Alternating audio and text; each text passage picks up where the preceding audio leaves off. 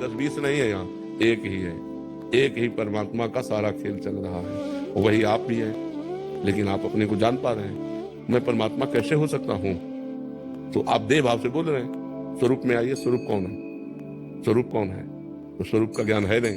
तो इसीलिए देह भाव के होने के कारण जन्म मरण, दुख सुख, लाभ हानि, मान अपमान, जय पराजय ये भोगना पड़ रहा है। बड़ा कठिन है। इसीलिए भजन करो और मुक्त हो जाओ। साधन धाम मोक्ष का द्वार, मोक्ष को प्राप्त कर लो तो जीवन सार्थक हो जाएगा। नहीं तो फिर ये चलता रहेगा, पुनरपि जननम पुनरपि मरणम पुनरपि जननी जठरे शयनम। भगवान ने किसी को नहीं रचा, अपने आप से अपने आप को रचा, दूसरा कोई नहीं है। आप देखो ये क्या है? पंचभूतों से बना हुआ शरीर है ना। पंचभूत कौन है? ये परमात्मा स्वरूप है, परिवर्तनशील है। और एक परमात्मा स्वरूप भगवान की दो प्रकृति है, एक परा एक अपरा।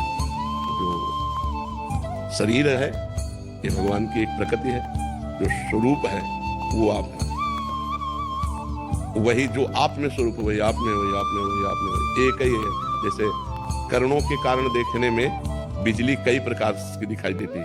एक बिजली लाइट दे रही, एक बिजली हवा दे रही, एक बिजली ठंडा कर रही, एक बिजली हीटर में निकल रही। लेकिन क्या बिजली कई प्रकार की है क्या?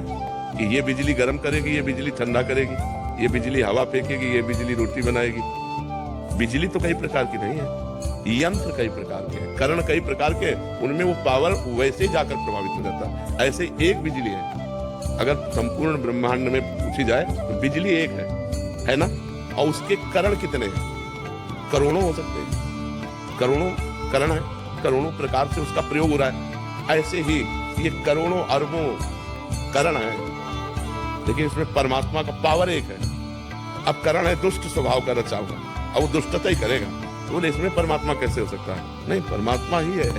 वो करण के प्रभाव से ऐसा बोल रहा है। जैसा जैसा स्वभाव, जैसी जैसी प्रकृति, तो परमात्मा तक तो वैसे जाके बर्ताव कर रहा है। तो ये परमात्मा कैसे हो सकता है? ये परमात्मा कैसे हो सकता है? नहीं, परमात्मा ही है अंदर से। वो अपने को नहीं जान रहा है और वो उसका स्वभाव है। वो कर्म के अनुसार ऐसी स्थिति को प्राप्त होकर ऐसा बर्ताव कर रहा है। जैसे इसमें भी बिजली है और ये भी बिजली से चल रहा है। बिजली कितनी लघु हो सकती है और बिजली कितनी महान हो सकती है।